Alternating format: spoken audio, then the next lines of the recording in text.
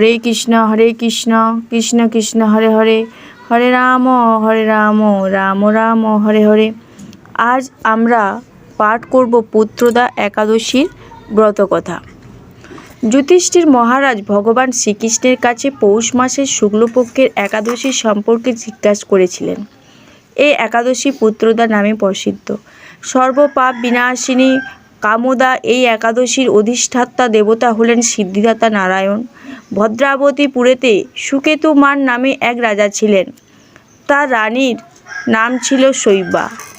রাজ দম্পতি বেশ সুখেই দিনযাপন করছিলেন।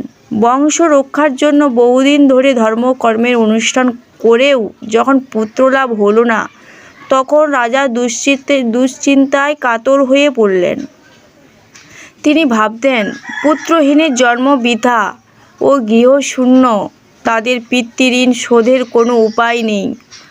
তাই তিনি আত্মহত্যার কথা চিন্তা করলেও এরপর ভাবলেন আত্মহত্যা মহাপাপ। তারপর একদিন রাজা নিবিড় বনে গমন করলেন। বন ভ্রমণ করতে করতে দ্বিপ্রহর অতিক্রান্ত হলো। রাজা ক্ষুধা তৃষ্ণায় কাতর হলেন। তিনি চক্রবাক, রাজহংস এবং নানা রকম মাছে পরিপূর্ণ একটি মনোহর সরোবর দেখতে পেলেন। সরোবরের কাছে মুনিদের একটি আশ্রম ছিল। সরোবরের তীরে বেদ পাঠরত মুনিগণ ছিলেন। মুনিগণ রাজার প্রতি প্রসন্ন হয়ে তাদের সেই স্থানে আসার কারণ ও পুত্রদা একাদশীর কথা জানালেন। মুনিদের কথা শোনার পর যথাবিধানে রাজা কেবল ফলমূলাদি আহার করে সেই ব্রত অনুষ্ঠান করলেন। দ্বাদশীর দিনে উপযুক্ত সময়ে শস্যাদি সহকারে পালন করলেন। মুনিদের প্রণাম নিবেদন করে নিজ গৃহে ফিরে এলেন। ব্রতের প্রভাবে রাজা যথাসময়ে একটি তেজস্বী পুত্র লাভ হল।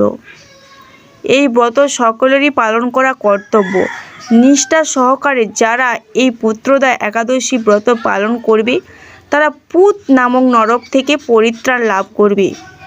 এই ব্রতকথা শ্রবণ কীর্তনে অগ্নিষ্ঠম যজ্ঞের ফল লাভ পাওয়া যায়। ত্রিলোকে এর মতো শ্রেষ্ঠ ব্রত নেই। এই ব্রতকারীকে নারায়ণ বিদ্বান ও যশস্বী করে তোলেন। হরে কৃষ্ণ রাধে রাধে।